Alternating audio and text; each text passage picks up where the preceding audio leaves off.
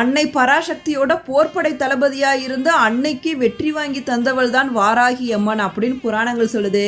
வாராகி அம்மனை வழிபட்டோம்னா வீரம், வெற்றி, பலம்னு எல்லாம் கிடைக்கும். முதல் நாள்ல சைலபுத்திரி தேவியா அவதாரம் செய்து, இரண்டாவது நாள்ல பிரம்மச்சாரிணியா சிவபெருமானை நோக்கி கடுமையான தவம் இருந்து, மூன்றாவது நாள்ல சந்திரகண்டா தேவியா சிவபெருமான திருமணம் செய்து கொள்றாங்க துர்கா தேவி.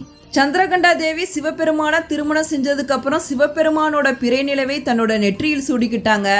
அம்பாளோட நெற்றியில் இருக்கும் பிறை நிலவு அப்படிங்கிறது ஞானத்தையும் மன அமைதியையும் தரக்கூடியது. அம்பாள் வரும்போது எழும் மணியின் ஓசை வீட்டில் இருக்க எதிர்மறை சக்திகள் எல்லாத்தையுமே விரட்டக்கூடியது. சந்திரகண்டா தேவி 10 திருக்கரங்களுடன் பலவித ஆயுதங்களையும் தாமரை மலரையும் ஏந்தி காட்சி தராங்க. சந்திரகண்டா தேவி பக்தர்களை பாதுகாக்கும் தன்மை கொண்டவள். நவராத்திரி 3வது நாளுக்கான நிறம் நீலம், கோலம் மலர் வகை கோலம், மலர் சம்பங்கி, இலை துளசி, நைவேத்தியம் சர்க்கரை பொங்கல், கார